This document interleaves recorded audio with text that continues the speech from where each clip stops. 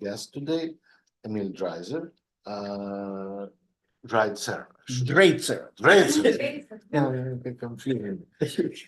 If I may interject, Of course. when I please do. was in graduate school at UCLA, I asked my classmates, tell me how to spell my name so it will sound like in Russian. Draitser, Draitser. That's that. But most Russian-speaking people Would say Draitser, of course, I right? did the same thing. I was like, oh, I'm eating Draitser. Yeah. In fact, if I can, I wish I would spell it like Theodor Dreiser. You know that in German actually Z is like Z. Yeah. So people would think, oh, maybe he's a descendant of the grape. Right. If somebody would remember Draitser here in the United States, Yeah, that's exactly. the only problem with Draitser. I know. Right. Okay. Emil Draitser. And Emil was born and spent his formative years in Odessa, Ukraine. He graduated from Odessa Polytechnical Institute, an unusual placement for a person with the obvious interest in humanities, but pretty typical in the situation of Soviet anti-Semitism. People were better accepted to technological institutes rather than to the humanities, which were considered to be ideological disciplines, and Jews were not trusted to be ideological. But of course, as we know, talent cannot be suppressed, and despite Emil's education in polytechnology and different other fields, he started writing and publishing as the author of as satirical and humoristic works, and these works of his were published in the leading publications of the Soviet Union, especially humoristic publications, the famous or sometimes infamous magazine Crocodile, satirical magazine, on the also no less famous 16th page of the national newspaper Literatury Gazeta, literary newspaper, literary gazette, and in such a cult journal of the 60s and 70s as Unist, the Youth, and even in the very much party-controlled newspaper Izvestia, right? And so his career was as the writer of satirical and humorous text was on the upward trajectory, as we used to say, until the moment he wrote some satirical piece about the play of little known writer, and we just sort of explored the genealogy of this writer, and he's still little known. But unfortunately, after or when this piece by Emil was published, this writer had become the editor-in-chief of the main journal of Soviet theater. The journal was titled Theater, right? And the offense was taken by the incredibly powerful Minister of Culture, Irina Furtsova, who started campaign against Emil, and so he was eventually blacklisted, and his career as the writer was very much jeopardized. But he found a paradoxical way out of the situation. He left for the United States. And in the United States, of course, he had to, in many ways, reinvent himself. He became a graduate student in the age of 30 plus, right? Around 40. Around 40, right? But I'm very much sort of very quickly you wrote the dissertation, much quicker than the normal. Dissertation I defended 1983. 83, right? Yeah. And the dissertation was about Saltykov-Shchedrin, right? Yes. So actually, techniques of satire. That's more the case of Saltykov-Shchedrin, who was little known in the United States, but a great satirical writer. And so since 1986, Emil was teaching and and still is teaching at Hunter College. He teaches various courses in Russian, Slavic, East European, Jewish studies. And he amazingly combines his research with creative writing.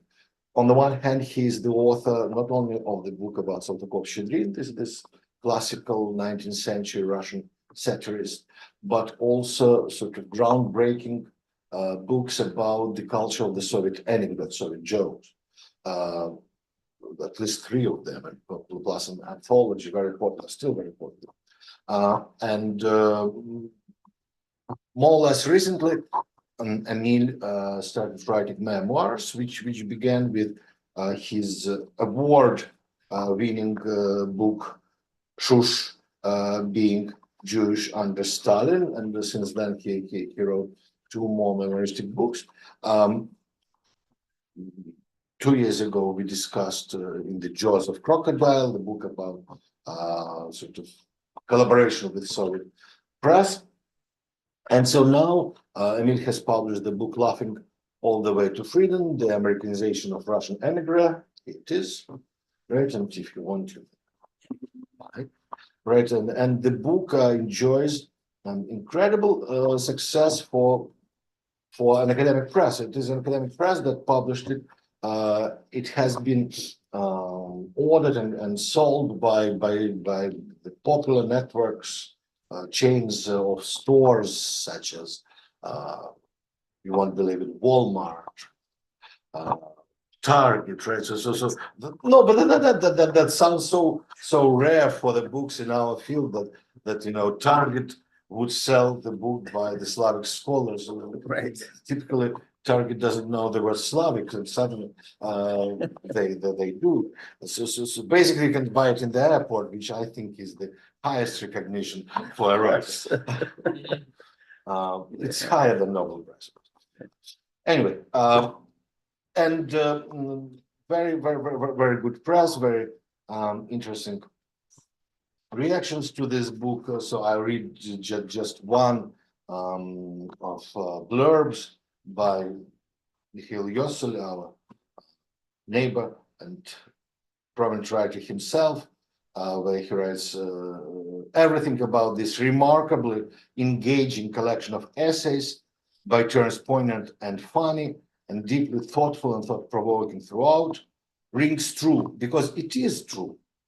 At the heart of it, these keen ruminations on the nature of exile and emigre's discovery of an America and unawareingly authentic. So this is a book about the how to say engagement with America. So how the former Soviet person was growing into the American soil and looking at this soil, offering sometimes very much defamiliarizing view and changing along the way by himself. And the book, it is also very interesting. Its structure is quite original. It includes, along with memoirs, along with the story of life in the United States,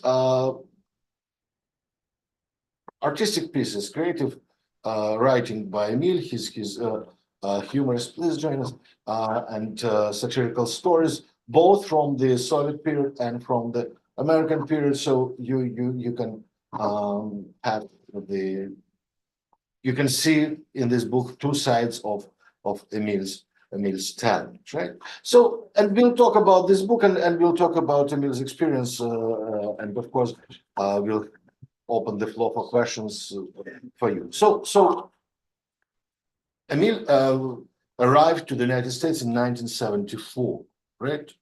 1974, exactly. Right. Which is 50 years. 50 years, right? My family celebrates.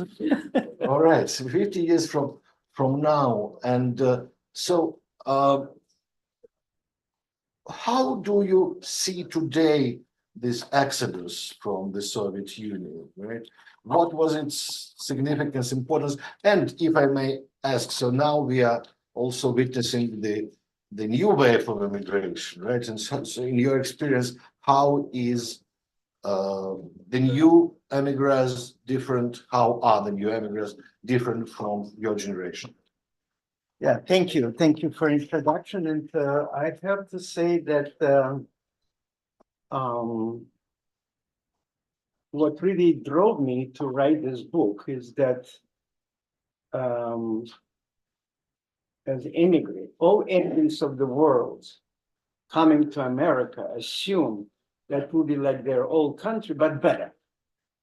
That America is totally different, has its own DNA, never crosses anybody's mind. So the path from that kind of a thinking to realization that America has so many its own peculiarities, so to speak, in culture that you have to overcome. Secondly, what you actually asked me about today, I want to remind you that in this book I describe my experience. That means coming to America 50 years ago from Soviet Union. It's not the same as coming from other country because of political system. Can you imagine, from totalitarian country? Now, that was kind of, I came gradually to it because let me maybe start with this. No, we're supposed to click something. Emil, help Can us? you? Yes. All right, thanks so much. Can you start? There we go. Oh, here we go. Okay, so address, first of all, as Mark already told you, this is the fourth book of my memoir book. All of them published in academic press, okay? For me, it was very important, and I have to share with you, that the book is not just commercially appealing, but would somehow pass to academia, somehow through them to students who would be aware of unusual immigration. So far, I didn't see any of that. Anyway, so the first book that I'm Mark proud of, why proud? This is my bestseller. What is bestseller? In my book, it is in 1,600 libraries of the world.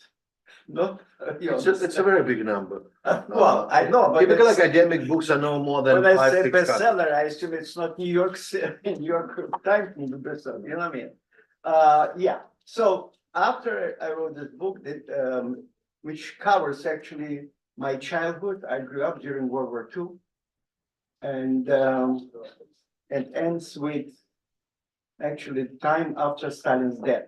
Stalin died in March 1953, and my book ends in June. My family celebrating that kind of event. Now, the next book, you already mentioned it, I believe I talked about this book as well, is actually starting my satirical career in the Soviet Union, and all the peculiarities. So, from one hand, as Mark correctly pointed out, I was not able to join any literary journal as on a staff, because being Jewish in the Soviet Union at that time, you were ideologically suspect, okay? So therefore, the question will come, how come I have published quite a bit of, why? One thing that probably Americans will have difficulty to understand, and I have to explain. They told me from practically an outset, you know, your last name is not for newspapers. Не газетная фамилия. What's interesting that I actually, in conversation, one of my colleagues at the time found that this kind of a thing started almost the same year I was born. Hitler coming to power, in one of his speeches in Bundestag, he said, look at this. Who writes for the Soviet Pravda and so on?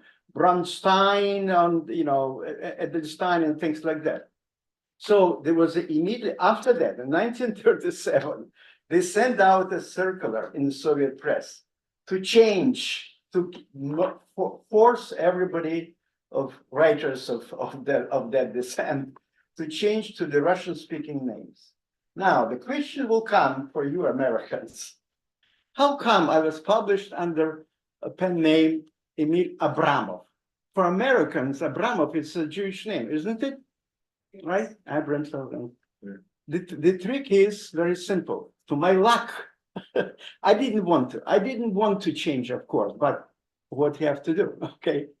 To my luck, at that time, was very famous writer, Fyodor Abramov. And why? Fyodor, very Russian name, right? Why Abramov? Because he came from all believers. And all believers give their children names to the Old Testament. Okay, so it was okay. Okay, so far I passed through. I'm just kidding. Yeah, so the book it actually describes all this, what it meant to be a Soviet satirist, what you could satirize, what you couldn't, and obviously what happened with me, what Mark already reported to you, what happened when you do overstep of boundaries. And so this is basically till my life from starting starting soon after the in 1953 and all the way to immigration, October 1974. So then I University of Northwestern University Press accepted my autobiographical novel. Why I say autobiographical novel? Because it basically describes my immigration. The only thing why it's called novel, because I decided for the practical purposes to break down my personal story in two. As if I'm writing to another relatives after already having a few years of American experience. You see what I mean? And that. But otherwise, it's all true. There's nothing, no invention over there. And so then, of course, that from starting from October 74 to approximately 1980. So this new book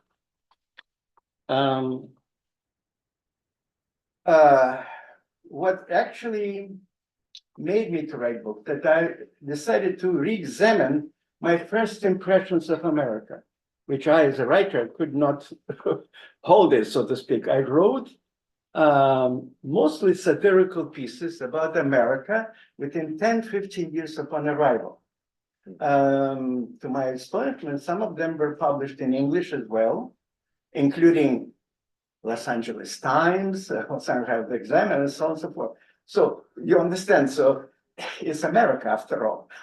Why not to give a voice to somebody who will write and so on. So now when I look at it, I re-examined it. I included it in this particular book, and then looking at that of my first perception of America so many years later, because as I said, this year is 50 years. My family will celebrate of leaving Soviet Union. So so I thought of it. After all, as you may know, from Soviet Union for 40 years it was impossible to leave Soviet Union. From 1928 to 29, basically to beginning of the 70s, it was impossible to leave. It would call невозвращенец, meaning one who doesn't return, or перебежчик, and so on and so forth. And what's really happened, and kind of sad that not everybody knows about it, the opportunity came from America, okay? Why? Because of the worldwide pressure to free Soviet Jews, okay? That's what happened. So, but I decided, since it's such a 40 years to compare it with Exodus, the biblical Exodus, right? So what I found is the following. Number. I was astonished. Yeah, this is a crocodile already. I was astonished that basically almost the same number, 600 in the Bible, You can check me. It says 600,000 men, not counting children. They don't even mention women. So if you add up, it's about 1.5 million. So that's exactly how many, approximately, how many immigrants left the Soviet Union from the period of 1970, my time, to 1991. Okay. Now, but if you look at it, of course, we were not slaves in the sense that we bring our memory, especially old ancient Egyptian slaves. No, however, in many ways, our life could be comparable. For example, wages were just for most of us, for Soviet citizens at that time, was just enough to have to eat. No more than that. Okay, so you can think of, you work for food only. Okay, we had no right for private property. Okay, you could not live at wherever you want to, especially some cities like Moscow and Leningrad were closed. You have to, every Soviet citizen carried passport in which a stamp of police said, this is the place of your living, propiska, right? I mean, the right to live there. So, and needless to say, I would say that the most probably one of the things that I'm sure I asked some immigrants, it was impossible to travel abroad. Few people believe in Iron Curtain. We were behind Iron Curtain. We wanted to know what's going on. If there was a possibility to travel, usually you would have to have a special permission, and you will go in a group under supervision. Even at the Soviet time, the following underground anecdote, joke existed, that a group of Soviet tourists is approaching Paris. And one man stand up and ask, excuse me, does anybody know how to say in French, I would like to ask for political asylum? Then another one man, what does it mean that you are planning to ask for political asylum in France? So no, I just wanted to know who is the supervisor. Okay. So that's the kind of thing. If you travel under supervision, so everybody, needless to say, you have to have a special kind of, they call it characteristic. I mean, description of your character, how possibly where you stand, and so on, political and so on.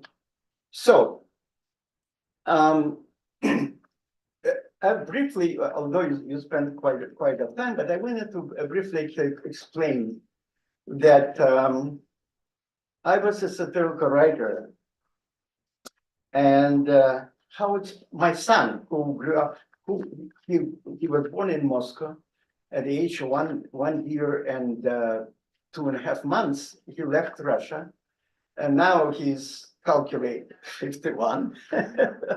He asked me, Dad, looks like you back in Soviet Union, you wrote in satirical things.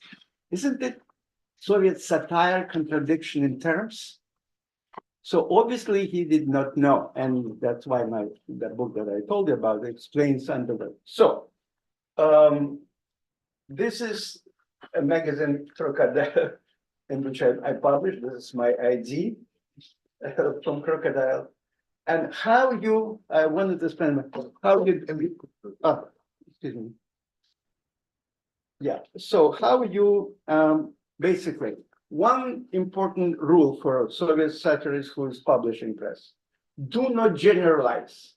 In other words, you can write that the shoes of factory number 17 are no good, but you cannot write that the whole system of production is not working, that people buy on the black market shoes from Czechoslovakia, from any other, not here, okay? This is important. Do not generalize.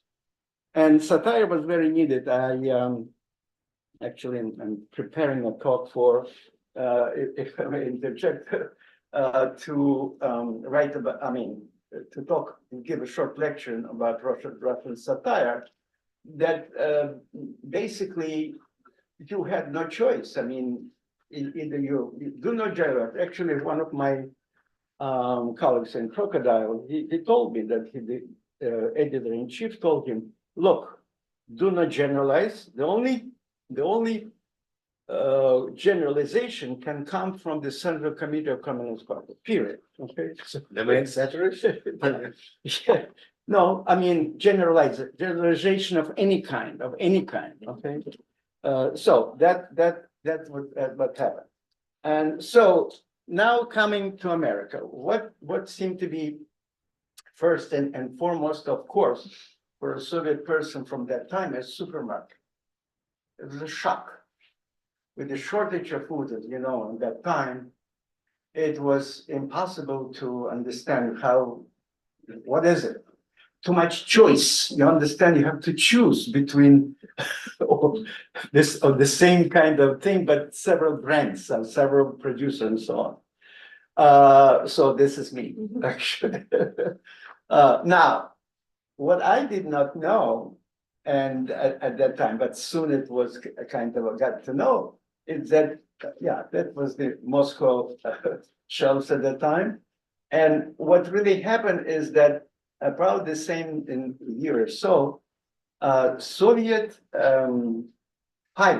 military pilot, defected on the last kind of last whatever model of a Soviet jet to Japan.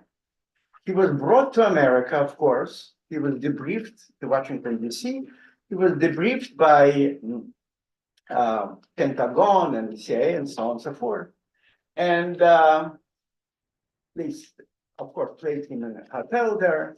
And an officer in charge took him back and forth. And on one of the occasions, the officer said, excuse me, my wife asked me to buy instant coffee, and I forgot. Do you mind to go with me just like quickly?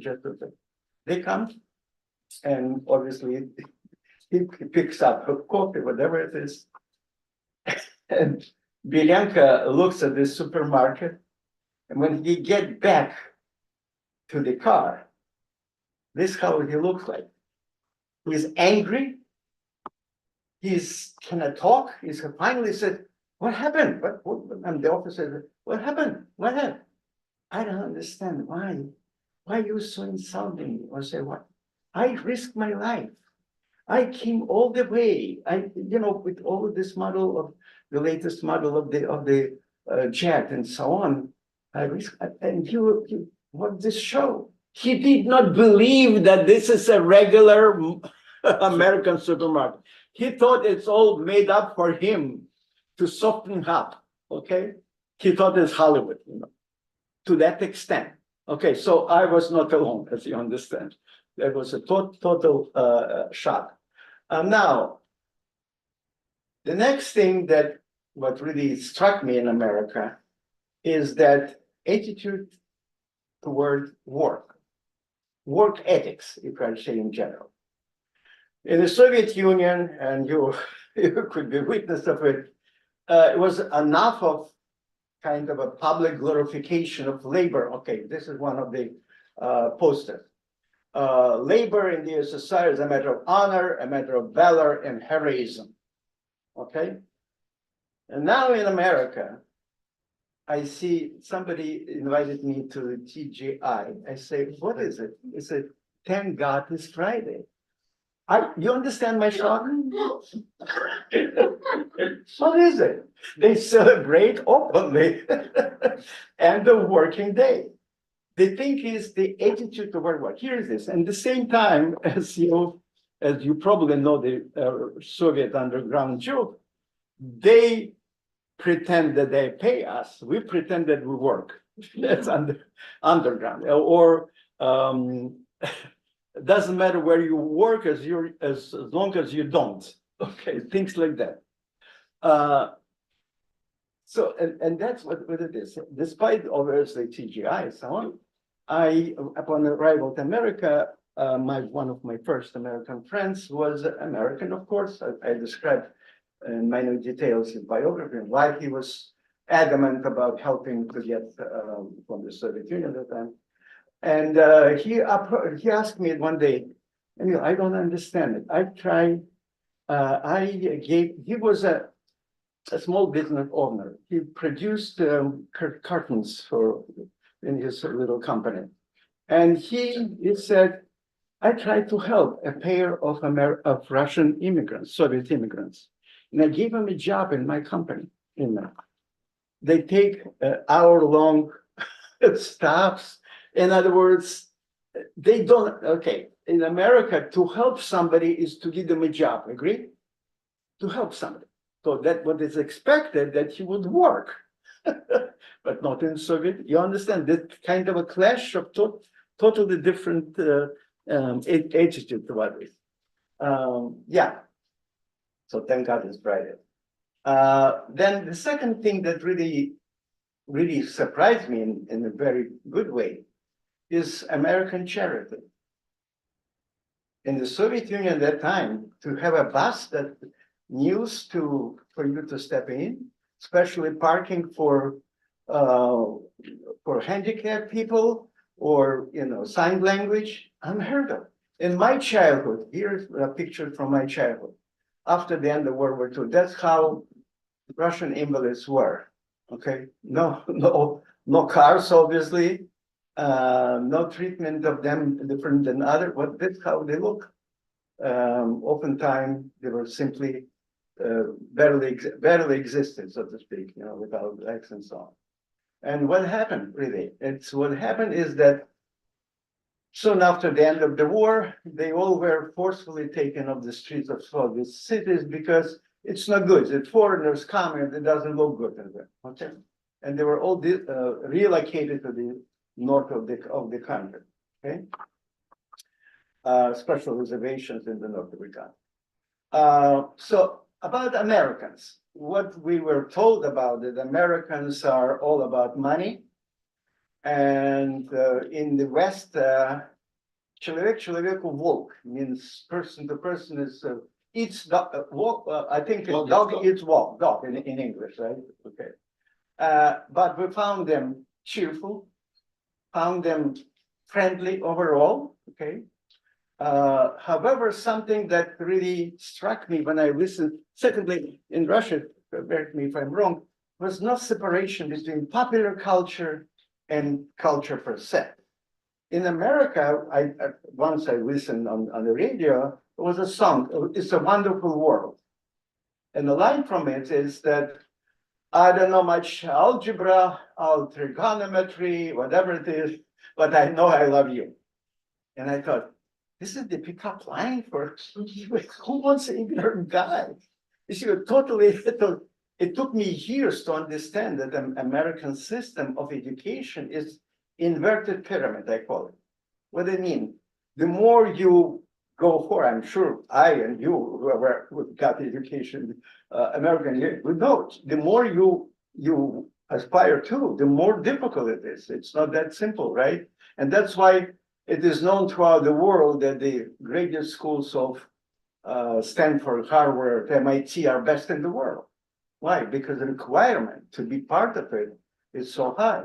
Okay, so that was, but at the same time, on a kind of a street level, overall knowledge of world geography really stunned me. That nobody knew where are you from? Is it Poland and then Germany and then and then old lady probably asked me, tell me, is it life in the Soviet Union? It's like here, or and I told her, oh, it's a different planet. She said, yeah, huh? I thought Russia is on this planet. she was confused. Okay, what I'm saying, yeah. So so the inverted pyramid, right? Now, at the same time, Americans are, for America, a car is a living being. How I learned about it. first of all, my daughter, who came to this country a few years after me, was, and for example, they were given a used car of one family. So the family came in this car, all packed, all members of the family, and they took a picture with the car together, parting with it, almost like it's a member of the family. Second, like when I bought my little first car, very new, my American friend got in and said, I love the smell of a new car. What is there? I couldn't understand it. I knew it's a plastic and things like that. But for him, it's a being. You understand, like he was saying about newborn baby powder, things like that. So I felt that moreover, then I talked to some of my American friends who travel a long distance, and they say, do you know there is a God of parking? That means you're going somewhere and you hope, you pray to this God that there's a parking space for you, something like that. So that was totally, you understand, in America, okay, excuse me, in this, back in the Soviet Union, I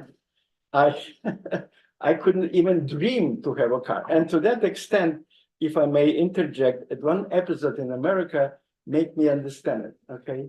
That Americans don't understand what that kind. For Americans to have a car, well, I shouldn't tell you how else you will survive, how else you will live. In 1987 or so, there was an international symposium of political humor, something like that. And by chance, I met Art Buchwald. And in intermission, you know, I told him that it was a delegation from Crocodile came, was already time of perestroika and so on. And and they asked me, why did you leave Soviet Union, the motherland, and so on? And so Art Buchwald, a sort of American satirist, widely known in the Soviet Union because he wrote columns that were printed in Russian in Pravda and so on, because he criticized CIA, criticized government, you know, after all, he's American satirist, right? So, and he asked me, what do you tell? I said, well, something I mumbled, I didn't want to confront them and so on. Well, you should, Abul said, you should tell them because they did not provide you with a parking space. That I didn't even dream of having a car, you understand? Because that as much he Understood Soviet Union. yeah, understood Soviet Union after all, right? Yeah. So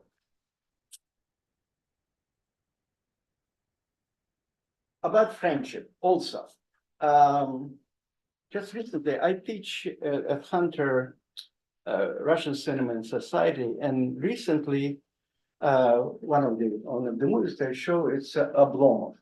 In Oblomov, if you remember the movie, you saw the movie, one is Russian Oblomov, and then have German Stolz. And they have totally different understanding of friendship. Oblomov has a friend, Alexeyev, who comes and anytime listen to him and says, yes, yes, yes, no contradiction whatsoever, and so on. Whatever he decides is fine. And Stolz every time gives him some advice. I mean, you should stop eating this fat food. I mean, you should do the exercise, you should do things like that. So in America, a friend should tell the truth to his friend, trying to help him. You understand? So it's a totally different. Moreover, as you probably know, I was told that in America, it means don't mix friendship with financial kind of dealing, because sooner or later you lose either that or that. Okay. In Russia at that time, when we said I left Soviet Union in the 90s, we couldn't survive without friends, because where else you will turn to get several rubles to your salary, payday, and then you go get back. In other words, to survive, it's like we say with окопная дружба, means you are in a hostile world.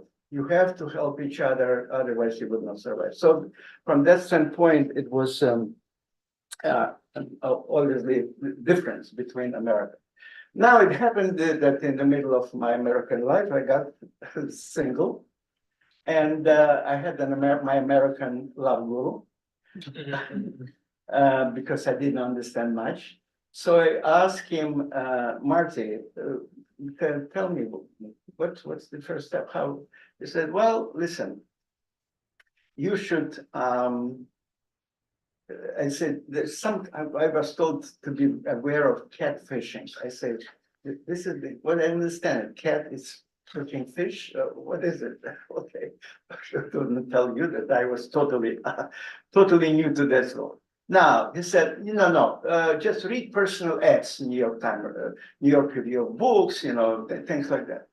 And so when I read it there, I say, look, they all want me. Looking for a man who is cultured and successful. At that time, I published 4 books. Okay.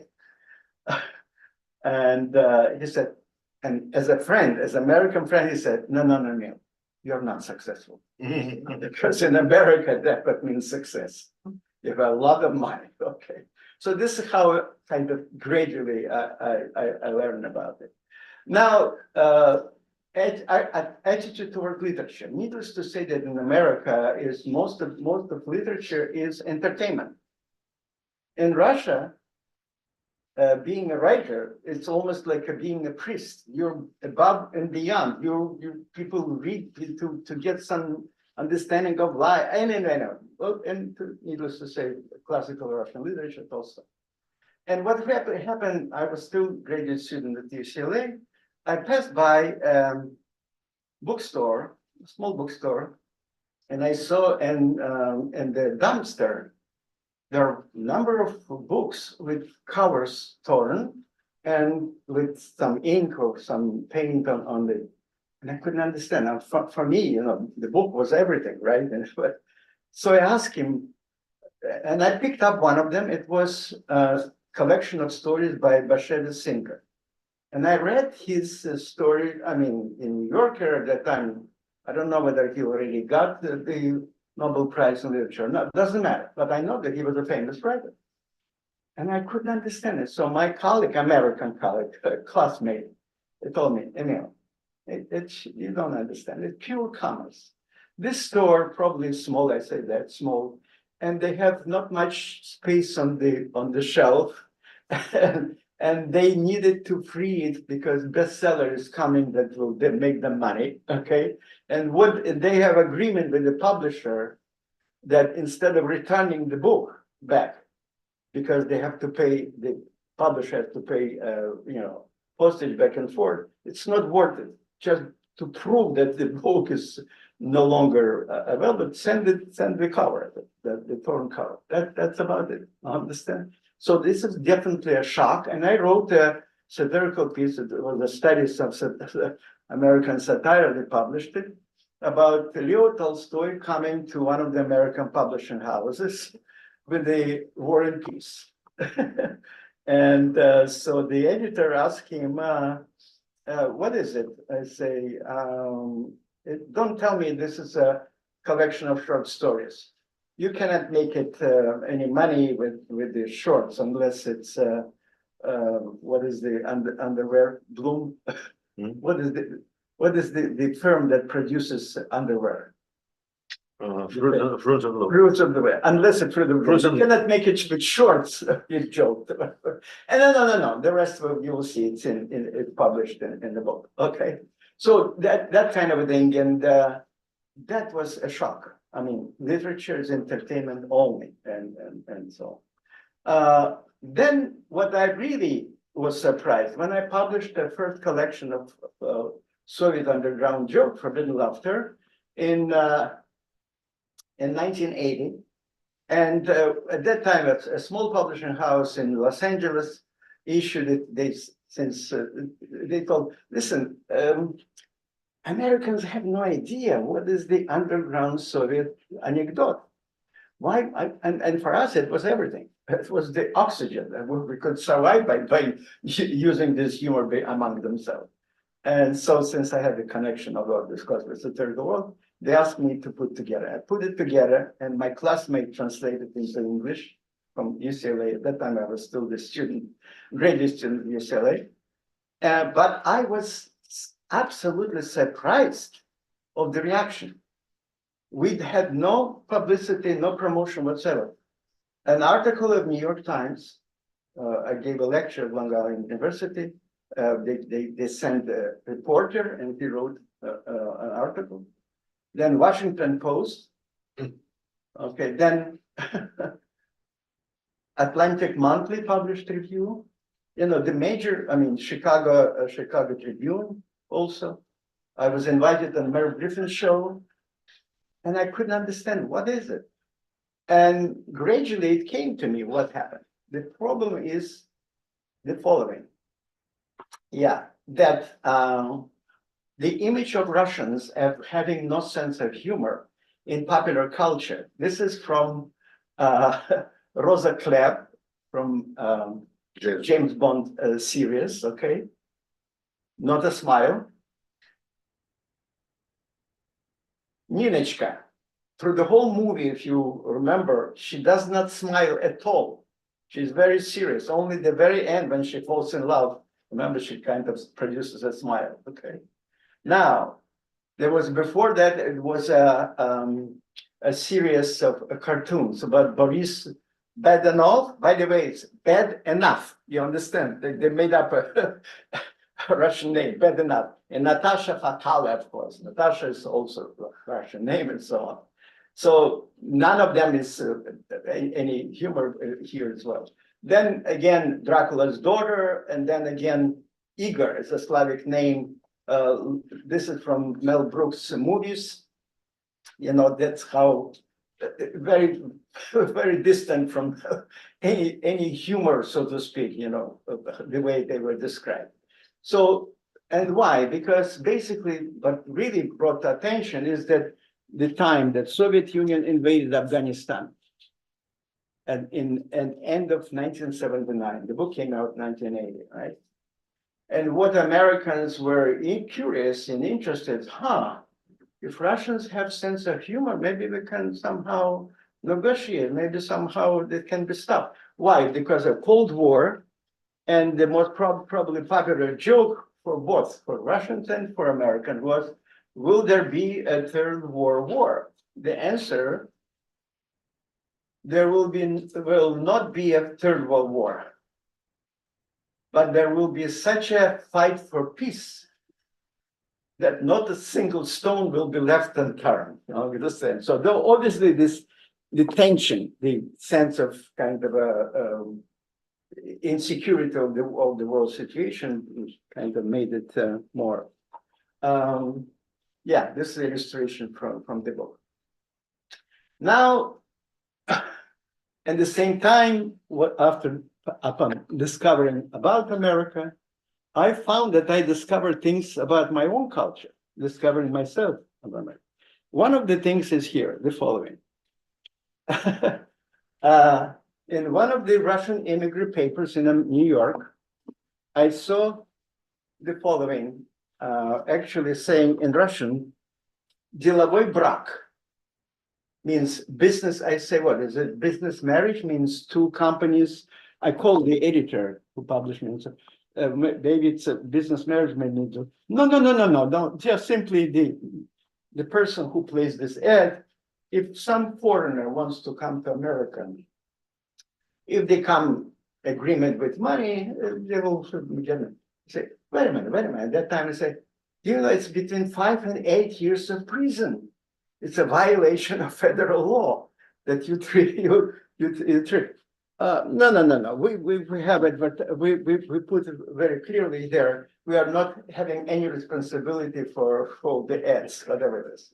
So where it comes from? For the period of almost all Russian history, it's called правовой nihilism. Means, in other words, law, in a sense we understand in America, did not exist. In other words, you would not imagine, there were law books, Uголовный criminal code and so on and so forth, yes. However, what you would say in America, If somebody, a policeman comes to arrest you and say, give me the warrant from the court. Nothing like that existed ever in the Soviet Union, correct? It existed, but nobody ever asked. But that's the whole point, because they knew one way or another, you will not win against government. There's no way you can win it. So, and that's even the Russian proverb says, "Закон, что дышло, куда повернул, туда и вышло." That means the jobar, right? Law is like a horse carriage shaft. It would not turn, it would turn wherever you want to. In other words, no reliance on law as such. So even Russians have a joke about it, that they almost feel that not doing what is demanded is the Russian way to do it. So this is how do you make a Russian jump from a bridge? Very simple. You have to just hoist a sign over it.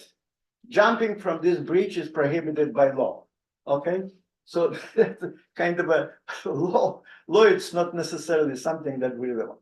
Now, the second thing that also, as you probably already noticed, a lot of things for me, discovering myself, came from my years of graduate school. And one day, I was a student, graduate student.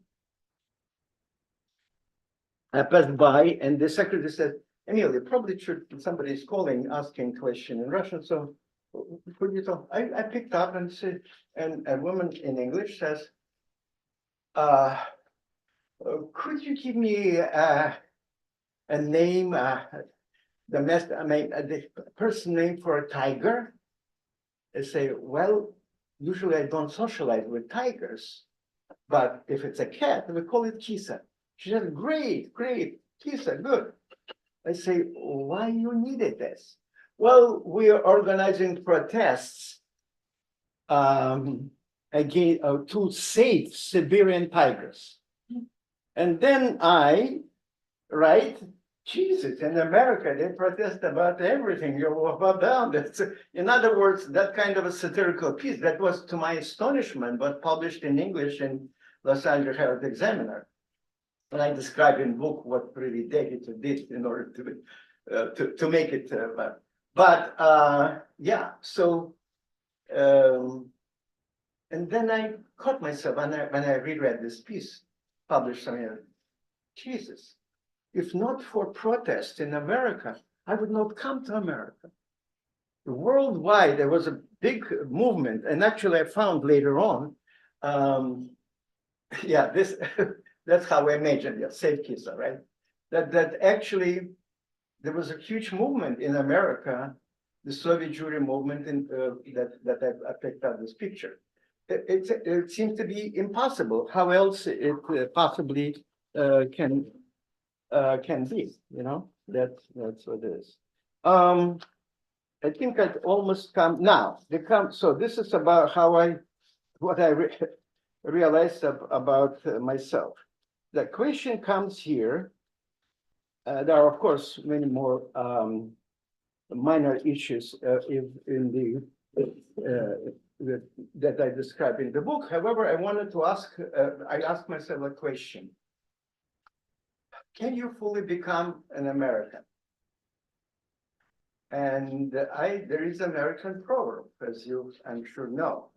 You can take a country boy out of the country, but you cannot take country out of the country boy.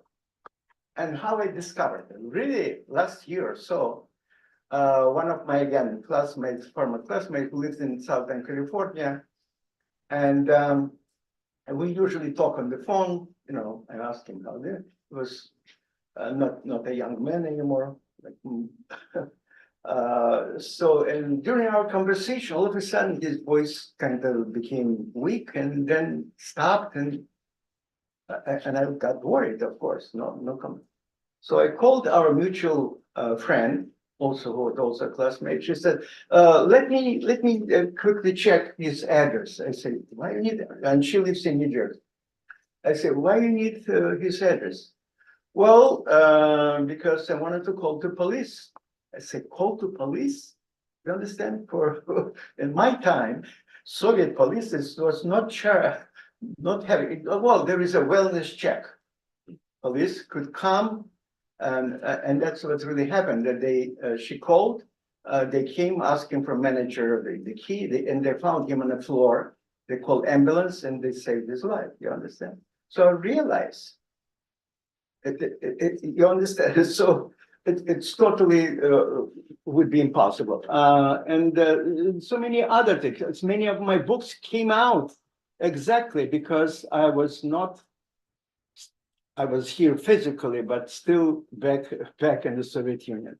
And just quickly to end my presentation is that how I wrote my first book, Shush, Growing Up Jewish Under Stalin.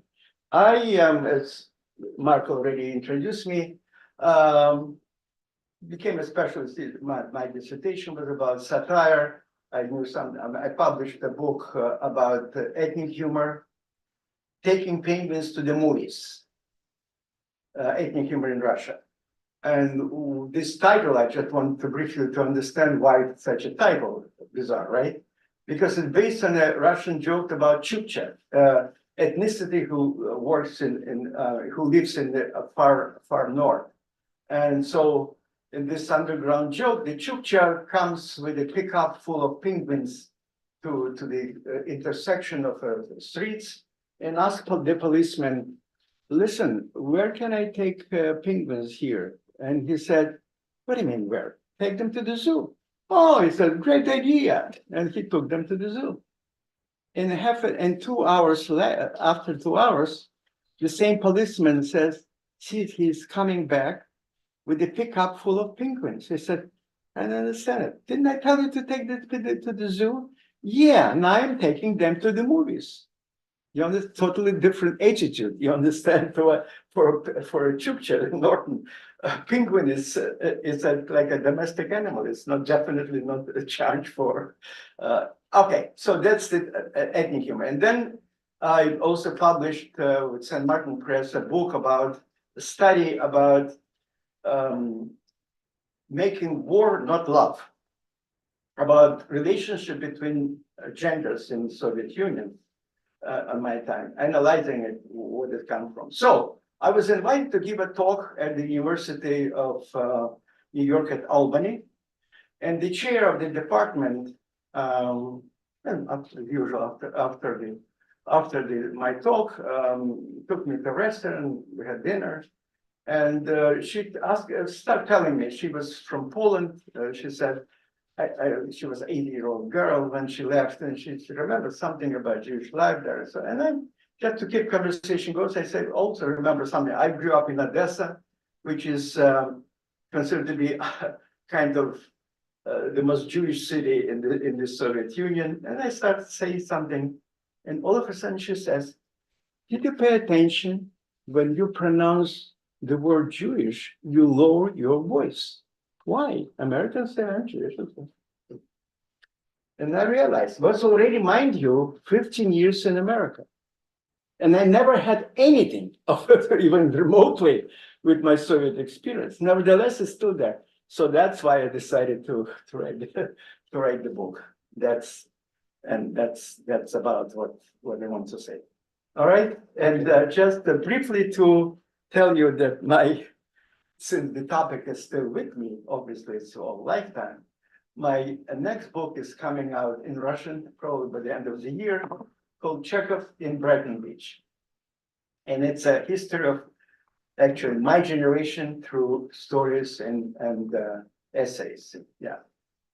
First, but it comes out in Russian, and hopefully I'll be able to find an English academic publisher. Thank you. Thank you, Emil. Thank you so much. I think we have a few minutes to ask questions. Let me ask the first to open to break the ice, although it's broken many times. Right? We have fresh water in front of us, and then I will open the floor.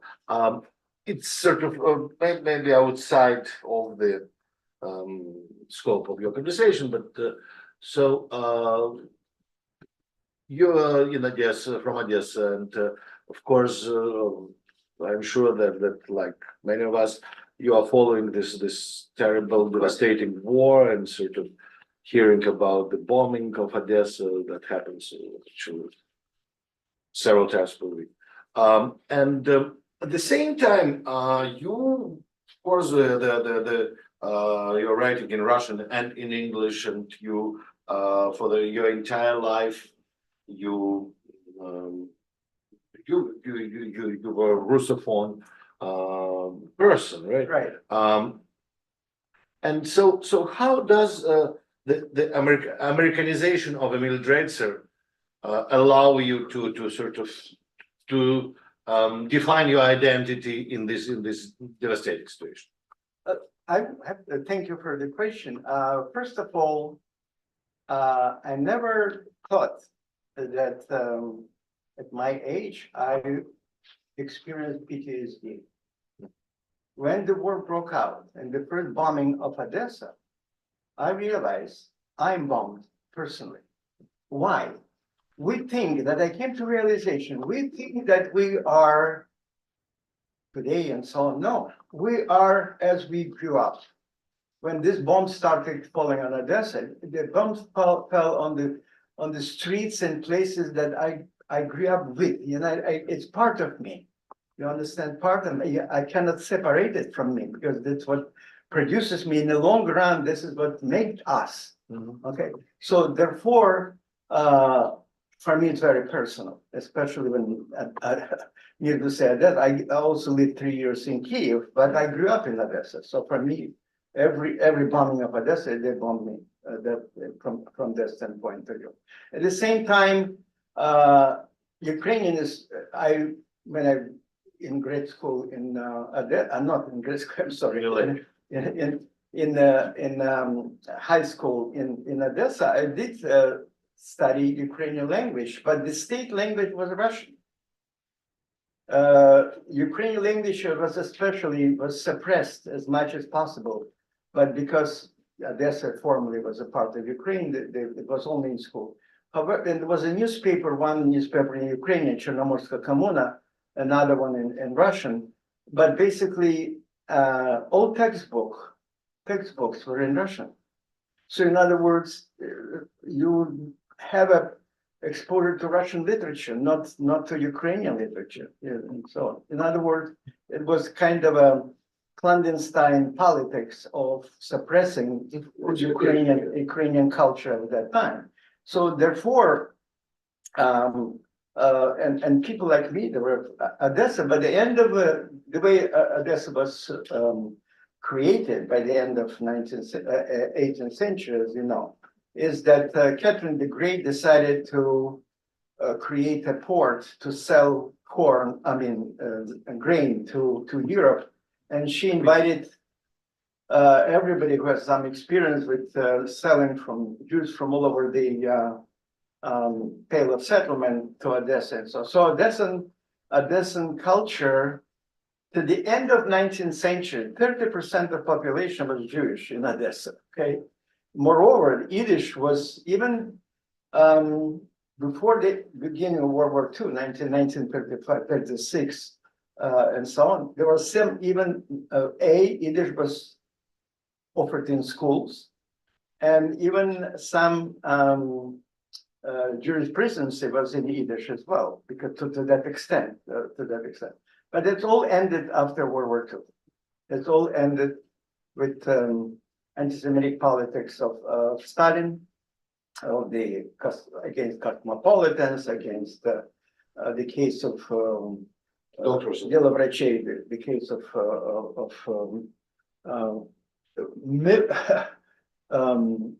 murderers in white robes. I mean, that's how it was officially so, and so on and so forth.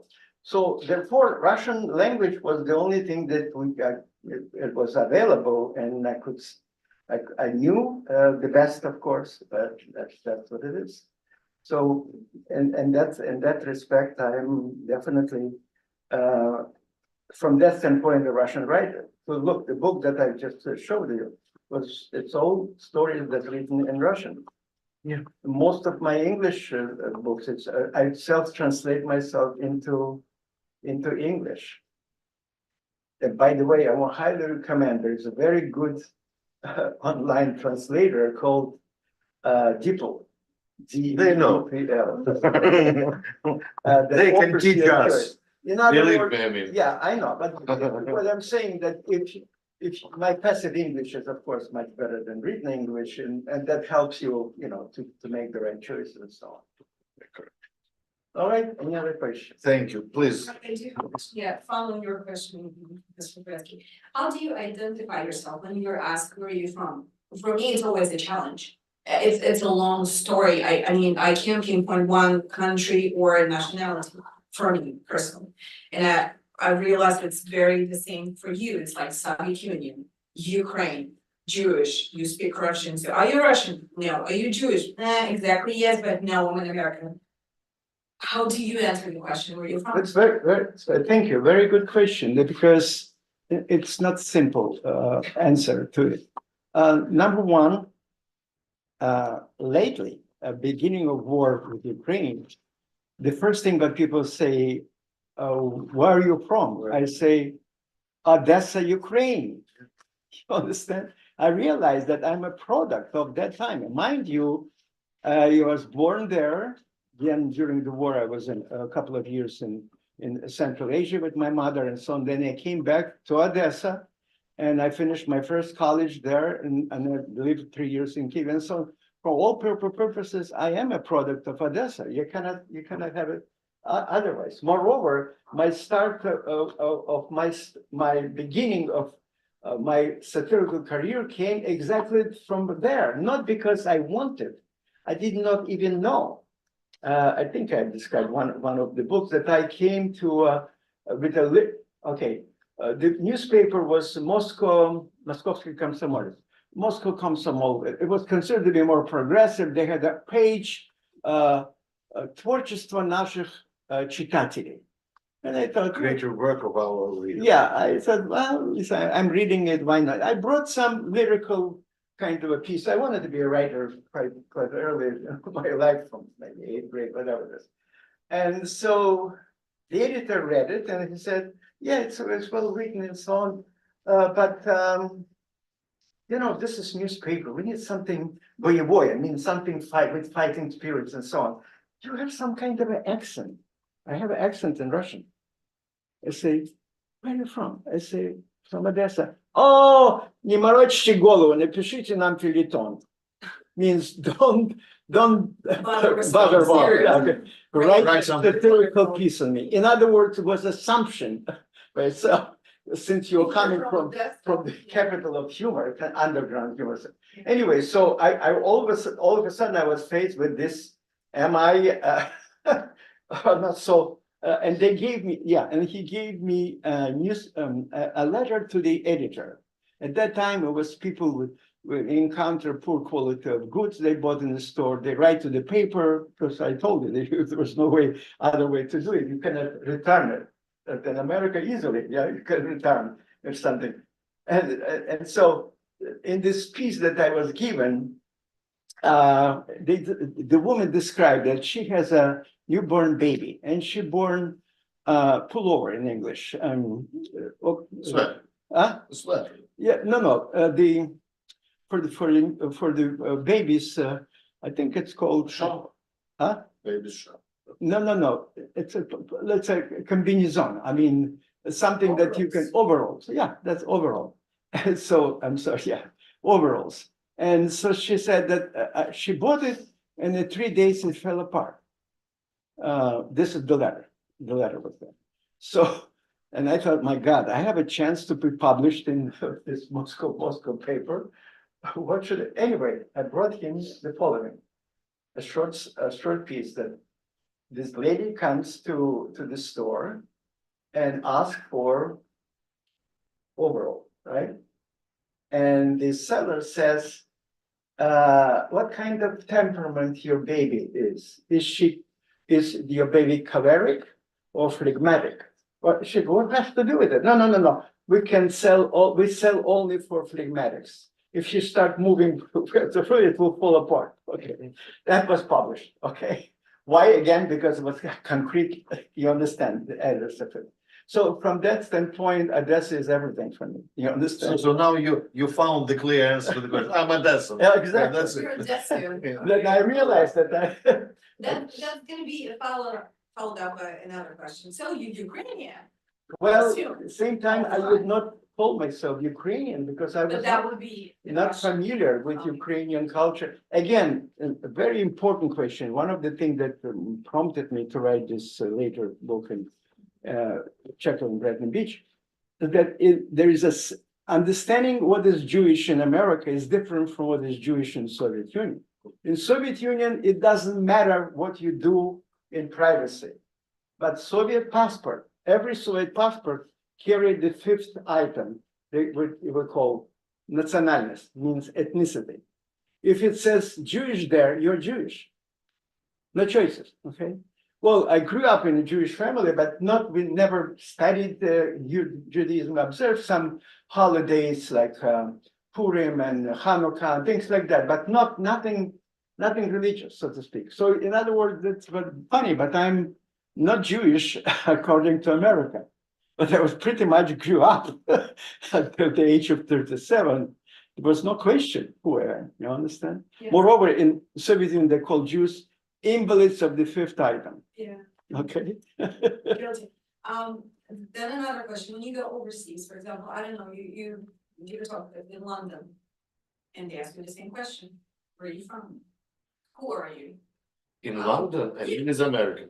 That's, don't answer the question, please, Professor. That's clear.